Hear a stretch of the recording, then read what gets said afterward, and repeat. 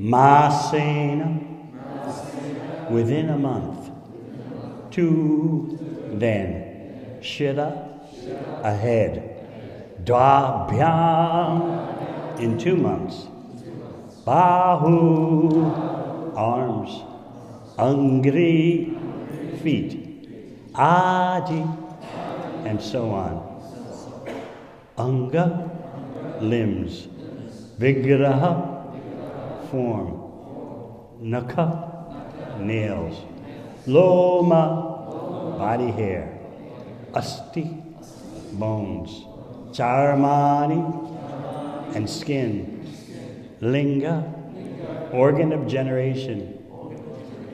Chidra, apertures. Udbhava, appearance. Tribi, within 3 months. Translation. In the course of a month, a head is formed, and at the end of 2 months, the hands, feet, and other limbs take shape. By the end of 3 months, the nails, fingers, toes, body hair, bones, and skin appear, as do the organ of generation and the other apertures in the body, namely the eyes, nostrils, ears, mouth, and anus. Text 4. Within 4 months from the date of conception, the 7 essential ingredients of the body, namely chyle, blood, flesh, fat, bone, marrow, and semen, come into existence. At the end of 5 months, hunger and thirst make themselves felt. And at the end of 6 months, the fetus, enclosed by the amnion, begins to move on the right side of the abdomen. Purport. When the body of the child is completely formed at the end of 6 months, the child, if he is male, begins to move on the right side, and if female, she tries to move on the left side. Text 5. Deriving its nutrition from the food and drink taken by the mother, the fetus grows and remains in that abominable residence of stools and urine, which is the breeding place of all kinds of worms. Purport. In the Markandeya Purana, it is said that in the intestine of the mother, the umbilical cord, which is known as Apyayani, joins the mother to the abdomen of the child. And through this passage, the child within the womb accepts the mother's assimilated foodstuff. In this way, the child is fed by the mother's intestine within the womb and grows from day to day. The statement of the Markandeya Purana about the child's situation within the womb is exactly corroborated by modern medical science, and thus the authority of the Puranas cannot be disproved, as is sometimes attempted by the Mayavadi philosophers. Since the child depends completely on the assimilated foodstuff of the mother, during pregnancy there are restrictions on the food taken by the mother. Too much salt, chili, onion, and similar food is forbidden for the pregnant mother because the child's body is too delicate and new for him to tolerate such pungent food. Restrictions and precautions to be taken by the pregnant mother, as enunciated in the Smriti scriptures of Vedic literature, are very useful. We can understand from the Vedic literature how much care is taken to beget a nice child in society. The Garbhadan ceremony before sexual intercourse was compulsory for persons in the higher grades of society, and it is very scientific. Other processes recommended in the Vedic literature during pregnancy are also very important. To take care of the child is the primary duty of the parents, because if such care is taken, society will be filled with good population to maintain the peace and prosperity of the society, country, and human race.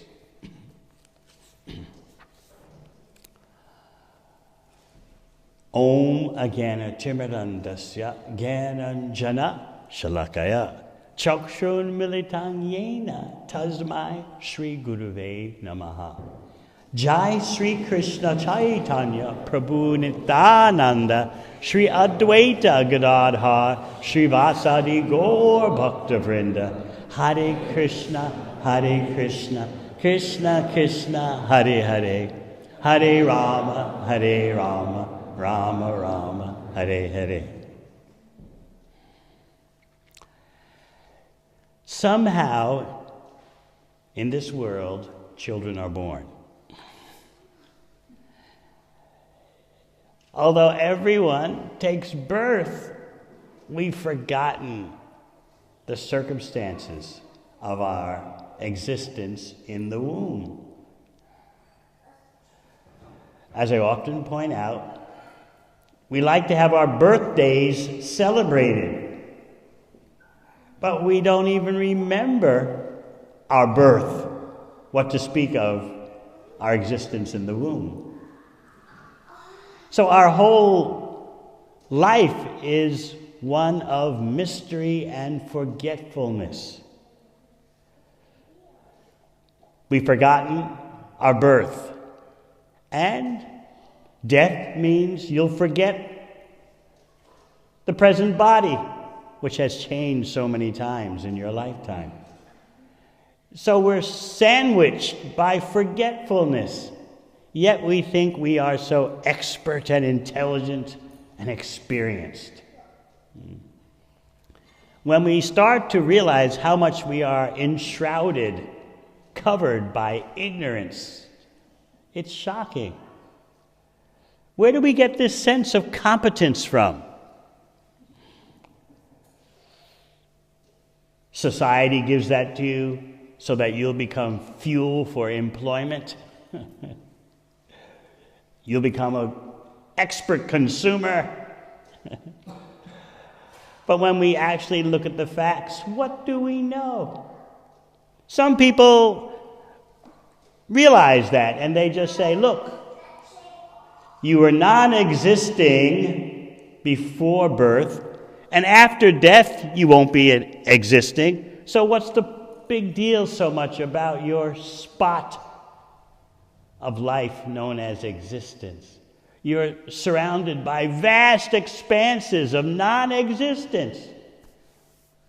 Yet in this brief moment of existence, you try to find some purpose. You try to find some meaning. So you can do that, you are advised. You can do that. You can struggle to create your own purpose, find your own meaning, but just understand you're just a blip amidst non-existence. Isn't that inspiring? But what other option do you have if you lack knowledge? The previous chapter was dealing with death. How someone dies and what happens. Who wants to hear that? This present chapter is dealing with birth,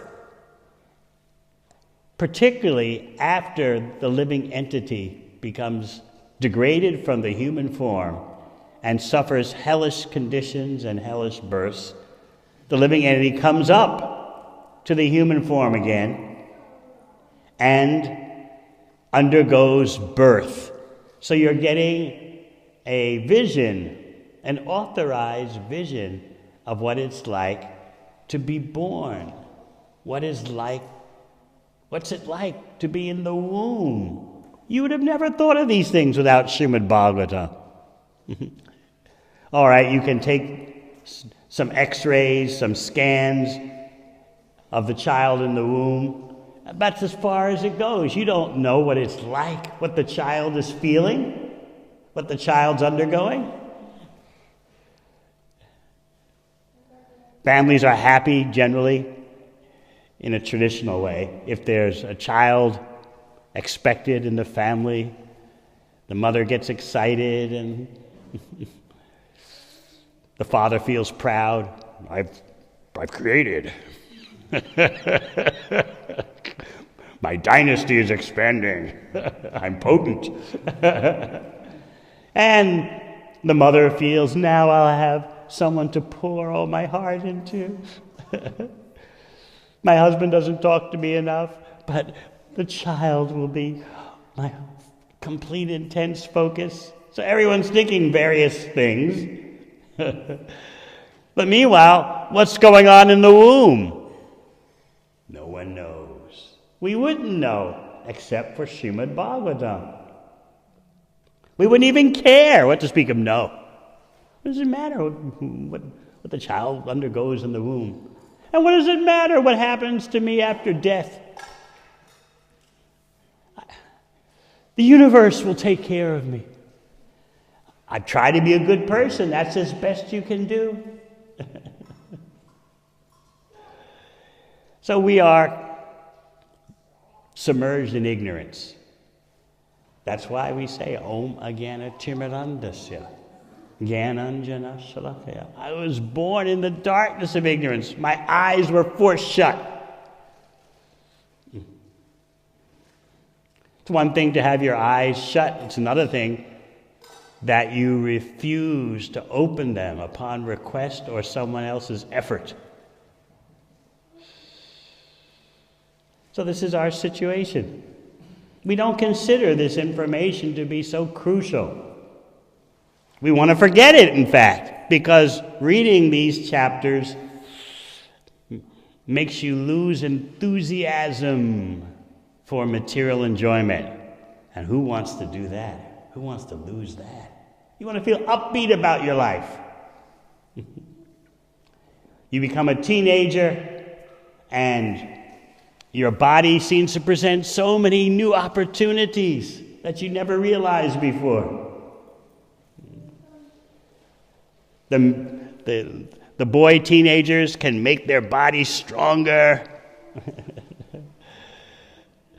The girl teenagers start decorating their hair, making their hair this way, that way, and they start becoming conscious of how if they just move their body like this or that, the boys pay attention. And then you see possibilities for control, for manipulation. So we get lost in body affairs. Childhood means just play. Prahlad Maharaj explains this in the 7th canto. You waste so many years as a child playing. You become a teenager and you're totally bewildered. You don't have a clue. Your body is just driving you crazy with a massive infusion of hormones.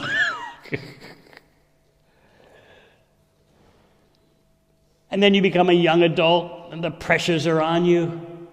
Education, job. Meanwhile, amidst your social struggles for economic viability, there have to be relationships, and that's a battlefield of its own.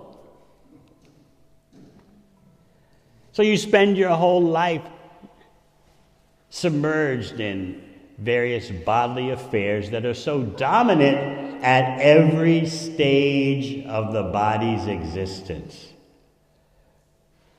Adults still are coping with their bodies. Wait till old age when your joints start to creak. Pain here, pain there. It's happening to me now.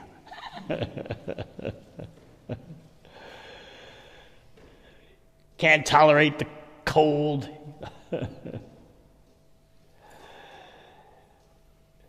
And then death, of course, is also a bodily absorption. Where would we ever have the chance? How would we ever have the chance to rise above all this without the transcendental information given in Srimad Bhagavatam? It informs us not simply of the realities of material existence, but Bhagavatam always has you focused on bhakti, loving devotional service to Krishna. Actually, for us, there's no birth or death. Isn't that what Krishna explains in the second chapter of Bhagavad Gita? Najayate mriyate va kadachit. For the soul, there's no such thing as birth or death.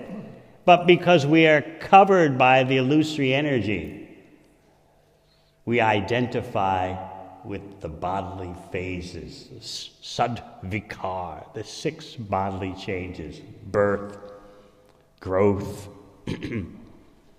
so on. It looks like the sun is blotted out by the clouds, but the sun is always shining. Similarly, the Shastra explains that it looks like the soul is polluted or the soul has become lost, but the soul is always there, but it's covered by the clouds of ignorance due to our misuse of our independence, our mistake.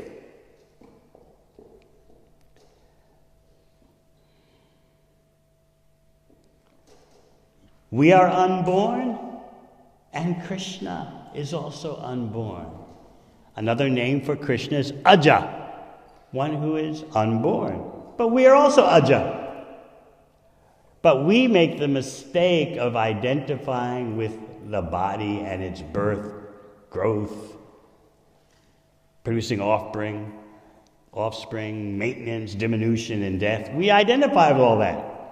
It's like you forget about the sun and just identify with the clouds passing in front of the sun. We've missed the point completely. So we are unborn just as Krishna is unborn.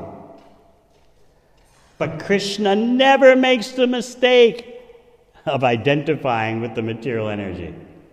For Krishna, everything is spiritual. It's all his energy. But we make the mistake because we're seeing Krishna's energy as separate from him, and we want to be the enjoyer and exploiter of that energy. Because of that crucial mistake, we can't see what's going on. We have a decrepit, deformed, perverted mentality of wanting to enjoy the material energy. And if we're going to make spiritual advancement, we have to wrestle with that illusion. Why do I think I should be the enjoyer of the material energy? So how do you wrestle with that illusion and come out on top? You can't do it by material methods. We simply take shelter of hearing and chanting about Krishna. You may think this is miraculous. How is it possible that just by hearing and chanting about Krishna, your material desires diminish? This is hard to swallow, especially if you become caught up in material affairs.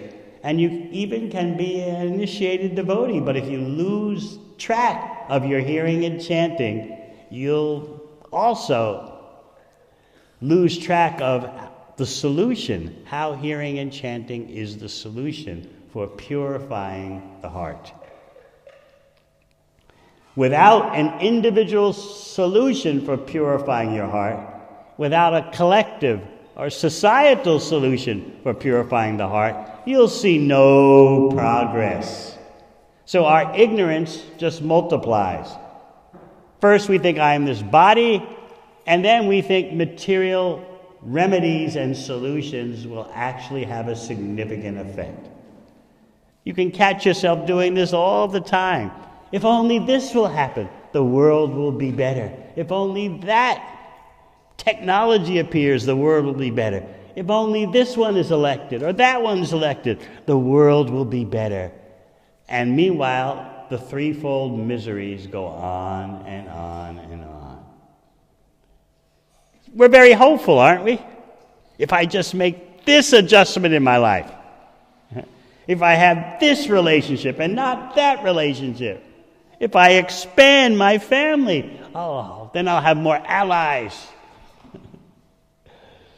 If I change this material situation, change that material situation, have some more money, go traveling, Buy this, then there'll be improvement. But if we understand how the material energy works, we'll know that the only solution to purify the heart of this tendency for hallucination is hearing and chanting about Krishna. Our main enemy is forgetfulness. Have you noticed how it's so easy to forget? This is why Bhagavatam says, Nityam Bhagavata Sevaya. Every day, eternally, you're hearing Srimad Bhagavatam. It's our lifeline. Otherwise, we will forget, without a doubt. As the forgetfulness in us sets in, we start considering the processes, the 9 processes of devotional service, to be like mechanical rituals. All right, you got to do this because you got to do that. Otherwise, other devotees look at you as if you're in Maya, even though you are in Maya. So yeah, we got to execute the processes of devotional service.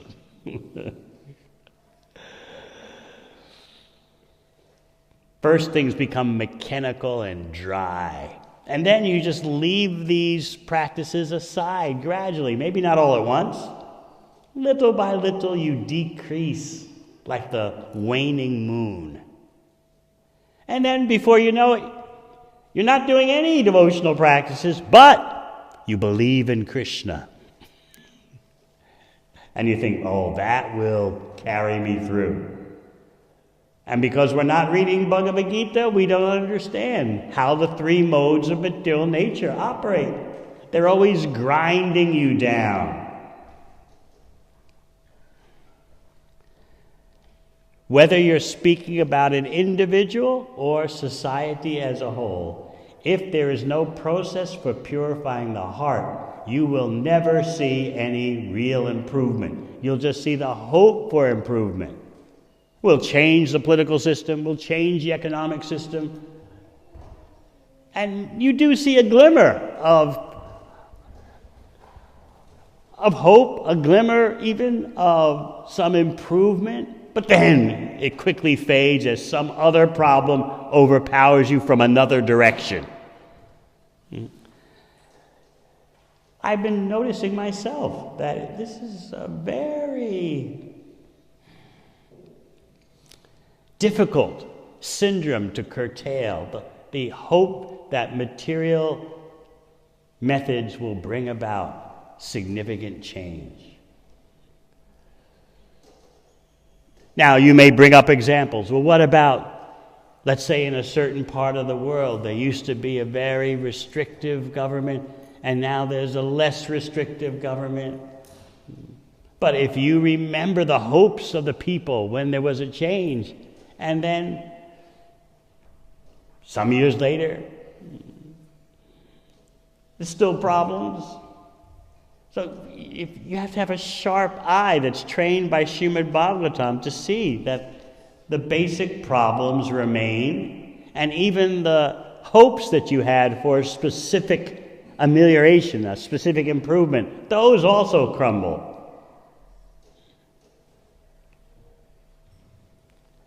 I like one example that Srila Prabhupada gave about how we take pride in material solutions. Let's say your house is burning down.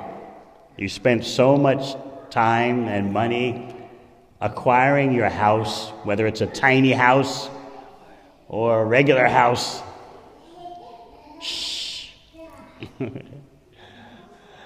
Whether it's a tiny house or a regular house, you spent so much time and money.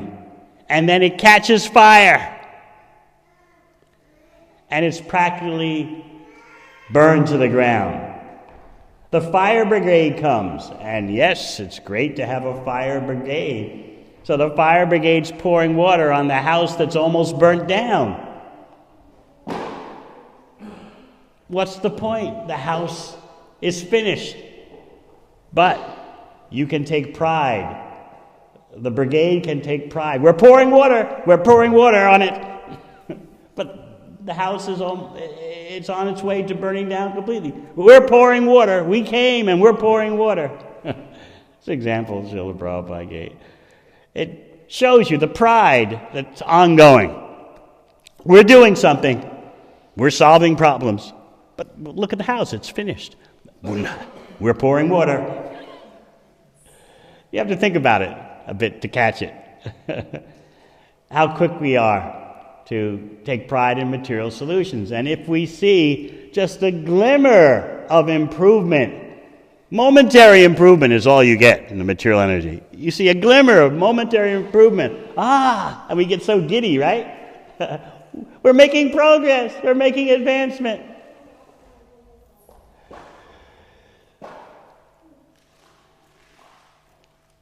Forgetfulness is such a prominent characteristic of our life.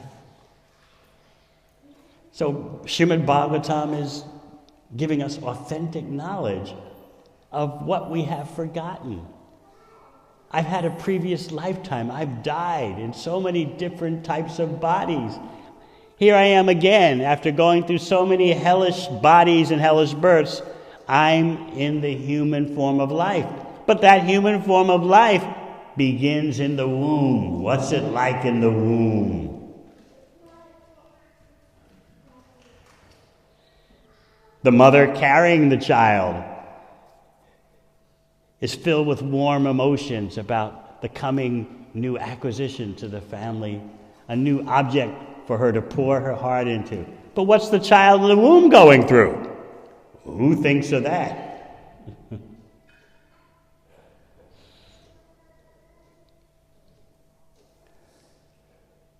The ladies generally want children. They want to go through that maternal experience. The men like the process of making children. So things happen. But no one is thinking, what is the child actually going through? It's a horrible situation. As the Bhagavatam explains in one purport, fortunately, the child's consciousness is not fully developed until the 7th month or so, because otherwise the child would never be able to survive such a torturous situation. In other words, that's the mercy of Maya. You don't have fully developed consciousness, therefore you can tolerate being in such an abominable, excruciatingly painful situation. Now you may say, well, what about Krishna? We celebrate Janmashtami. Didn't Krishna take birth? This is one of the great mysteries. That's why Krishna himself says, Janma karma chame divyam evam yoveti tapata. If you can understand the transcendental mystery of my birth and my karma, my activities in this world, then upon giving up the present body, you will not take another material body. You'll come to me, Mameti.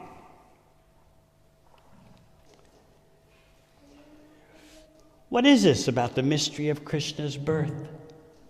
You might say, well, didn't Krishna appear from the womb of Devaki?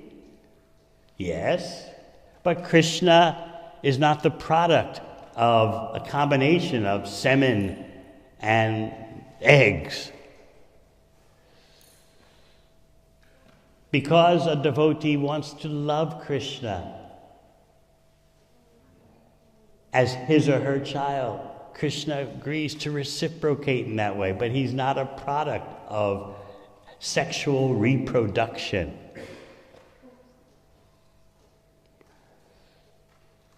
First of all, Krishna is everywhere.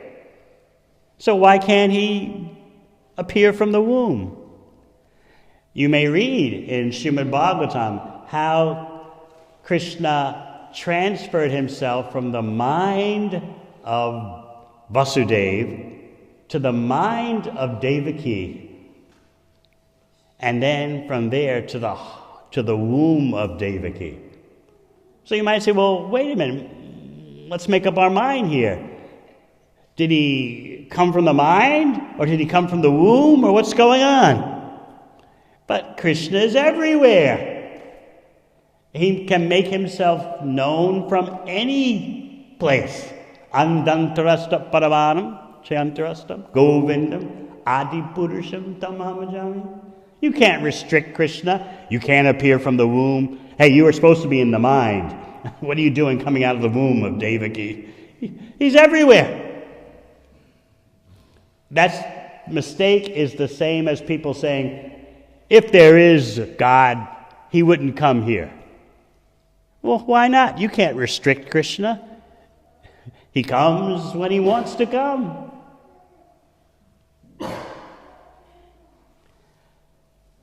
Now, it's very interesting how Krishna bewilders those with materialistic consciousness. They want to consider that Krishna is an ordinary person who took an ordinary birth. So Krishna says, all right, I'll give you a little drama that you can become absorbed in. You can say that I appeared from the womb of Devaki. You can ignore all the Shastric information and all the descriptions of my appearance in this world and just say I came from the womb like an ordinary child. So it gives an excuse for those who want to disregard Krishna and his unlimitedly transcendental nature. What was his father, Vasudeva, thinking upon the birth of Krishna, the so-called birth? Number one, Vasudeva's thinking, how is it that Krishna is not afraid to appear in the prison cell of Kamsa? That's inconceivable. Here I am locked up in prison, and my wife has just given birth to the Supreme Personality of Godhead in the prison cell. Number two, look at this child. What child is born fully decorated with hair and jewels, four-handed, with the conch, club, lotus, and disc? Who takes birth like that? And number three, Krishna is my worshipable Lord, yet he has appeared as my son. And he's appeared as my son from the womb of Devaki. So this is Vasudeva's realization, his expression of transcendental wonderment. He was a mixture of affection in Vatsalya praying, love, rasa for Krishna in parental love, and also mixed in there is awe and reverence. That's why he was offering prayers to his child. You are the Supreme Personality of Godhead. Nanda Maharaj and Yashoda Maya, they would never do that. As you know, they're pure Vatsalya praying, pure love of Krishna in parental rasa, with no tinge of awe and reverence. Whereas Vasudeva, as you know, is a Mathura devotee. Not completely Dwarka and not completely Vrindavan. Mathura devotees in between. Mixture of awe and reverence and affection.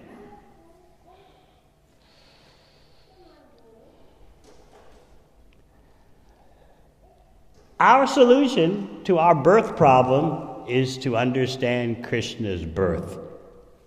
Understand Krishna's activities. He seems to have karma. Karma means activities, but his activities are not about action and reaction. So Krishna puts these two things before you. Understand my janma, my so-called birth. Understand my karma, and you won't take another material body. You'll come to me. So this means We need to put some time in, some energy into becoming knowledgeable and attracted. Knowledgeable about Krishna and attracted to Krishna. We should never become so busy that that's pushed aside. Otherwise, we're wasting our human form of life. Last night, we were speaking at the loft about persons who say they're not afraid of death. Maybe you've said that at some point in your life. Death, I'm not afraid of it. What happens, happens. Let the good times roll. Let's just live in the moment and do what you got to do right now. So people will say like that. We were explaining last night at the loft how I was listening to one bright Los Angeles lawyer, corporate lawyer, who came to see Srila Prabhupada. And he just told Prabhupada bluntly, I'm not afraid of death. What's all this talk about birth, death, old age, and disease? I'm not afraid. So Srila Prabhupada had to work hard to convince him, to show him that you indeed are afraid of death.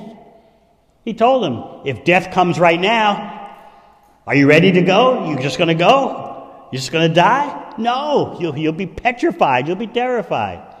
But the guy couldn't get it. No, it comes. So I explained last night, I thought of an example based on the COVID pandemic crisis, an example of how people are afraid of death. You see that in terms of their resentment of restriction. They don't want to follow restrictions. They don't want to follow prohibitions. They don't want to, you have to wear a mask. You can't go here. You can't go there. You try to get outside of Auckland and the roads are blocked. You just have to stay inside Auckland. You don't like that. That means you don't like death. You're afraid of death. Because death is the ultimate restriction. It means that's it for your body.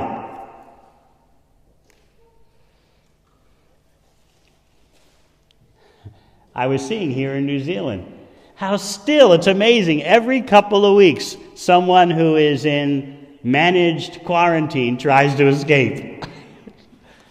And they're told before they're put in quarantine, if you try to escape, it is a crime. You'll be fined. You can go to prison. And they're still doing it because they can't handle the restriction.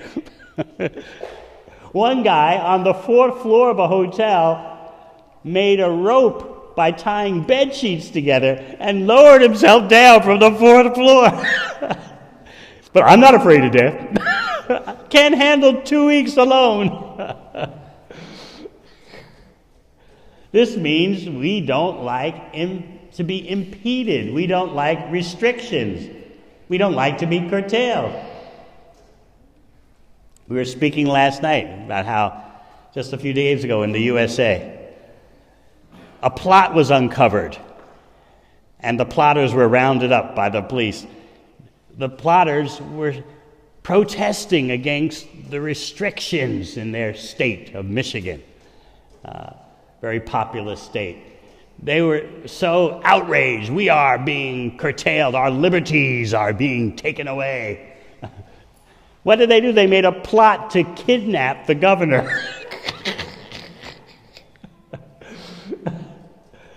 Yet, we're not afraid of death. In other words, we can't tolerate the slightest curtailment, restriction. We get so bent out of shape. But death, no problem. It comes. Just enjoying the moment. This is completely nonsensical.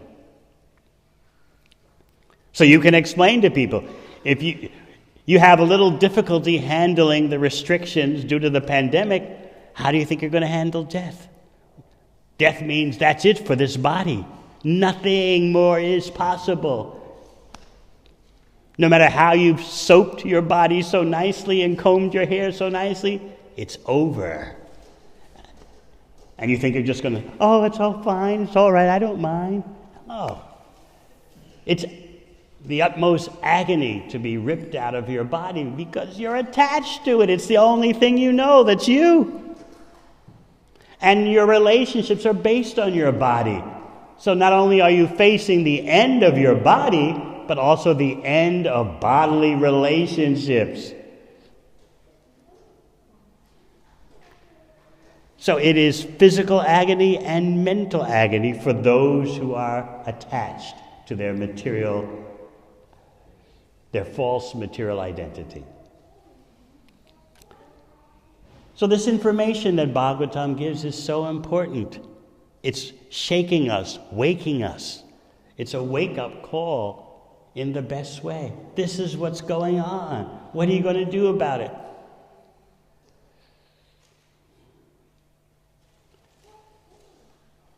In this way, we can realize how dependent we are on Srimad Bhagavatam. Of course, we're living in a society that tells us, be free, be independent. Make sure you don't have a codependent relationship with anyone. That's looked down on, dependency. You're too dependent on this person or those persons. What about your own autonomy, your own identity? You do your thing. Don't submerge your life into someone else. Don't use someone as a crutch. This is what we're constantly hearing. You are you, and they are they. Use each other for as long as the using is good and move on. Dependency? Yet you look and see how these children are so dependent on their mother. Are you going to criticize the child? What are you doing on your mother's lap? Be a man. Stand up on your own 2 feet. No, ladies like the dependency of the children. But we're like that childlike dependency. We're that way with Krishna. We're so dependent. But our mistake in material existence is to conceive of ourselves as independent. I can stand on my own 2 feet. Physically and emotionally, intellectually, I know what I'm doing. Well, do you know what you were like before birth? Nope. Do you know what you'll be like after death? Nope. But I know what I'm doing. I'm competent. I'm very expert in organizing my life. Now you may notice, while people are talking about being so expert in dealing with the now, they're making a mess even of the now. Environmentally, health-wise, in so many ways, they can't even live in the now properly. This is the result of massive ignorance. We are always fearful about such clouds, such fog of ignorance swallowing us up. That is the healthy use of fear. Everything can be used in Krishna's service. So a bhakti yogi uses fear positively. We are afraid of illusion, which can strike at any moment. We're feeling just like a little child. If the mother goes away for an hour, the little child feels fear. What am I going to do? We're suffering from separation from Krishna. Our fear is that we'll fall victim to the illusory energy. When we lose that fear, we've got big problems. We are indebted to Srimad Bhagavatam for giving us this crucial information. Where else have you heard this kind of thing?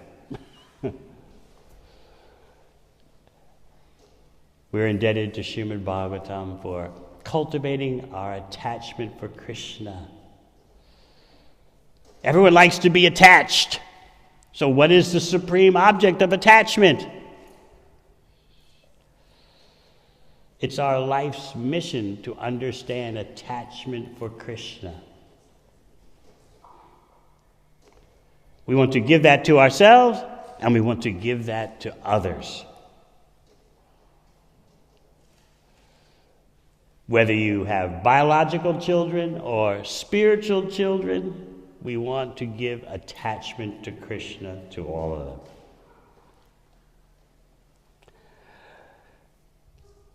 All right, any questions? Yes? Since we're sandwiched between forgetfulness,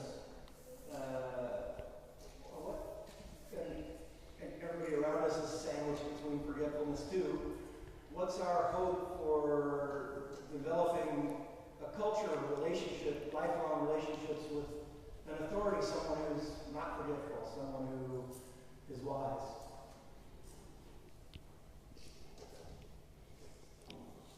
Relationships of wisdom are based on hearing and serving. By hearing and serving the devotee, we wake up. Jeev jago, Gora Chandra boy. Kotan Nidra, Jayo Maya. We're in a wake-up process by our association with those who are waking up. Otherwise, without that precious association of those who are trying to awaken, we become drowsy very easily. If you're around sleepy people all the time, it's easy for you to fall asleep. So what does Srimad Bhagavatam say in the very beginning? Vasudeva kataruchi samahat sevaya vipra. By rendering service to the devotee, you develop a taste for the messages of Vasudeva, of Krishna. Therefore, we're always eager for service opportunities. Then you're alive.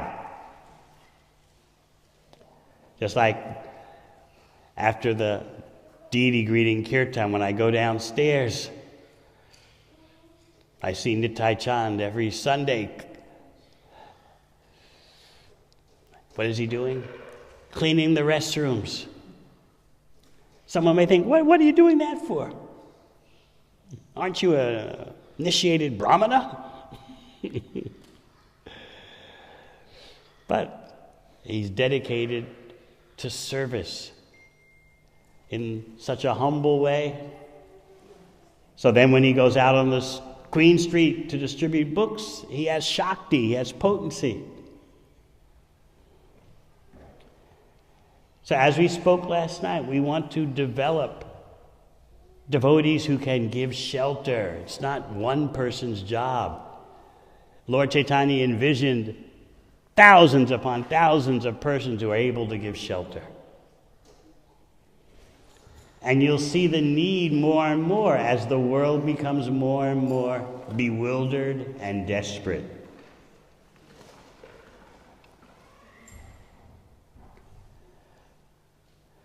We, of course, think we're very safe here in New Zealand, right? What happens when you feel those jolts, those tremors? Wasn't there one yesterday? You just take it as normal. I felt it. The building just felt like a truck hit it. It was just that quick, and then it stopped. No one else felt it? Yeah, you just take it as normal. Another day, another tremor. People write me, other devotees write me, "Oh, you're so fortunate to be in New Zealand, you don't have any COVID there." I say, "Yeah, but we got earthquakes." It's going to be something or the other. I remember I was taking a shower in Wellington, and while I'm in the shower, soaking with water, just wearing a gumsha, all of a sudden the building starts to sway. I'm thinking, what is this? Should I run out in the street soaking wet with just a gumsha? It wasn't a jolt. The building was swaying back and forth, back and forth. Anyway, that was that. A few storefront windows were broken, that's all. Life goes on. It's just normal.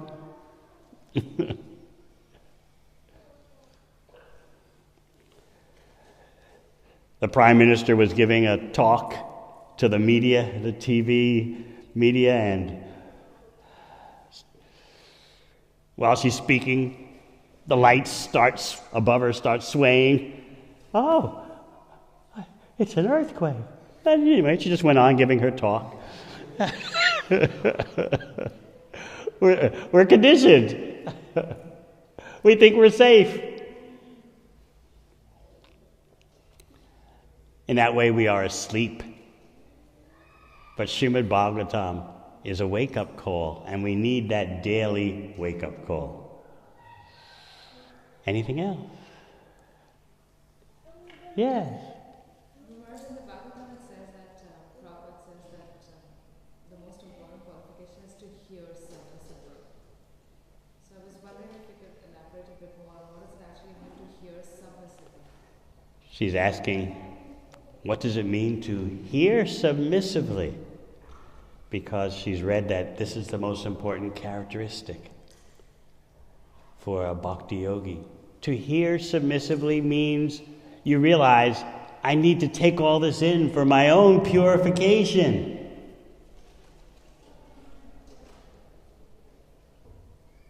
What happens when you're sick and you go to a doctor? You just walk in the door into his office arrogantly. Okay, what are you going to say?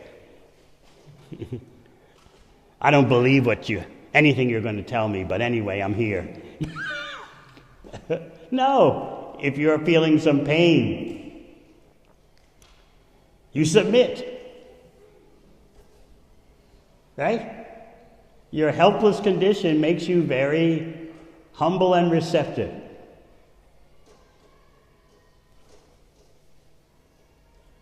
Just like I had something happened to my ankle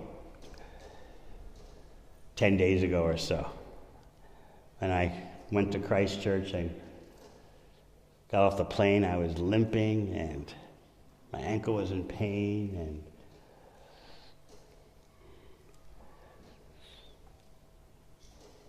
chiropractors and physios tell me I have an abnormally high tolerance of pain. But anyway, I was feeling it.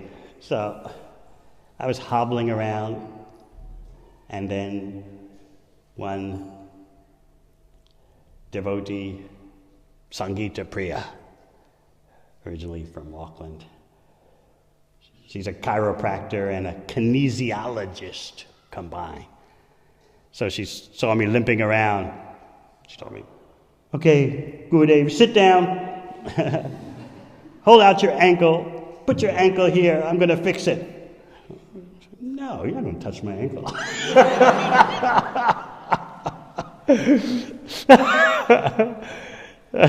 But, did I want to be able to walk around because I had an outreach program that evening, or did I just want to, be immobilized and miss the whole program and sit in the chair? Just hold your ankle out. Let me see what's going on with it. You can't touch your Guru Maharaj's ankle. What will the brahmacharis think? Well, then I thought, look, the program starts in 2 hours. You've got to get yourself together. And of course, when you're in a hospital, you can't refuse a lady nurse. Oh, please. I'm of the saffron set. No lady nurses come near me in the hospital. You're helpless. So you have to submit. You have to be submissive. So I tried to be a good patient. That's what it means to hear submissively. Realize your helpless disease condition and submit to hearing from an authorized source.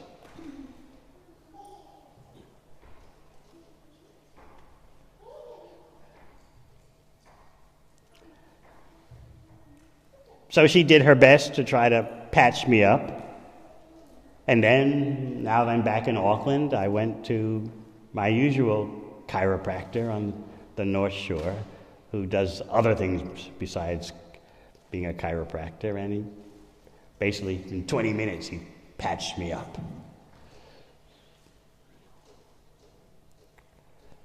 Submissive hearing means you want to be cured. You realize the hearing process will dispel your illusions and increase your attachment for Krishna.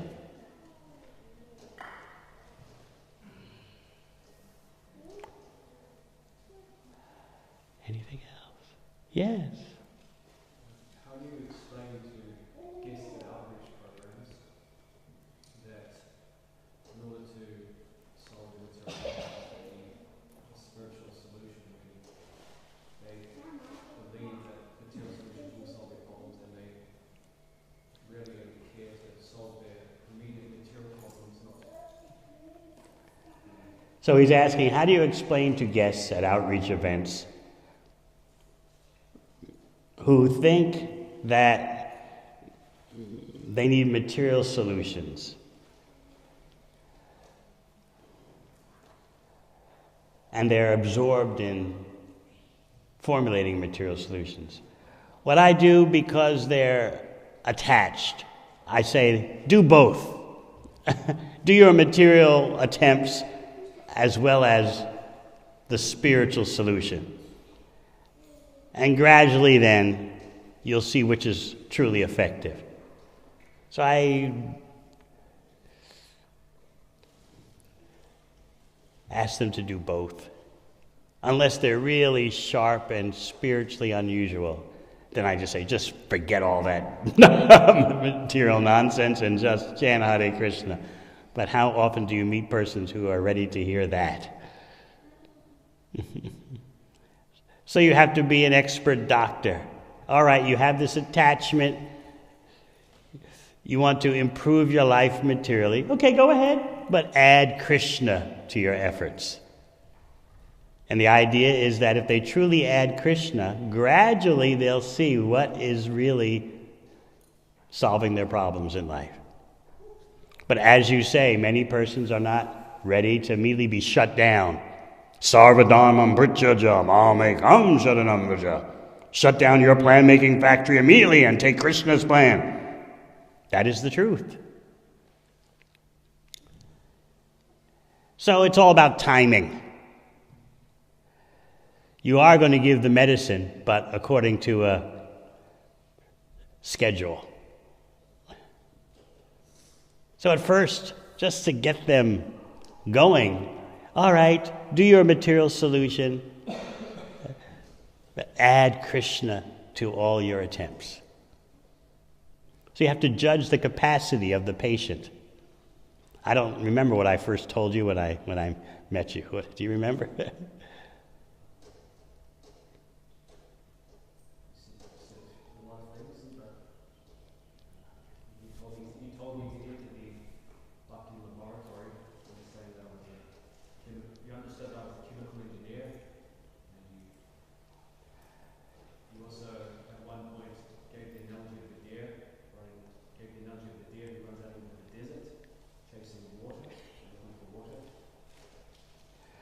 So he was finishing his studies at Auckland Uni in chemical engineering. So I told him, all right, enter the Bhakti laboratory.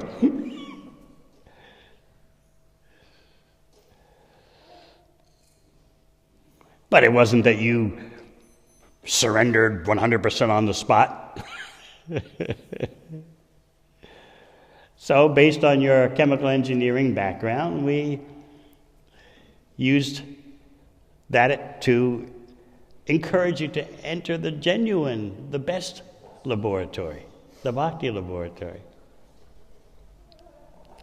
And because you were a young man, younger than now, I told you, why should you be like a deer racing out in the desert, mistakenly looking for water there?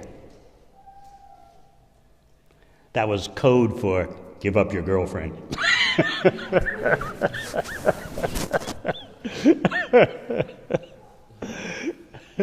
Well, I wasn't going to tell you that on day one.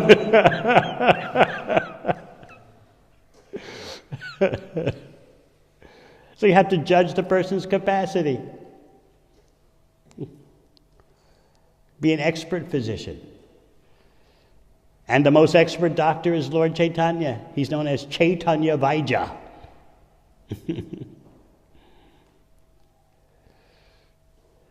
He's the best physician. All right. Ladies, have any questions or we'll end? Very good questions today.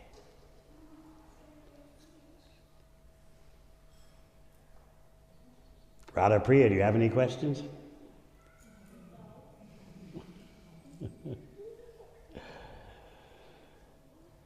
All right. Thank you very much. Hare Krishna.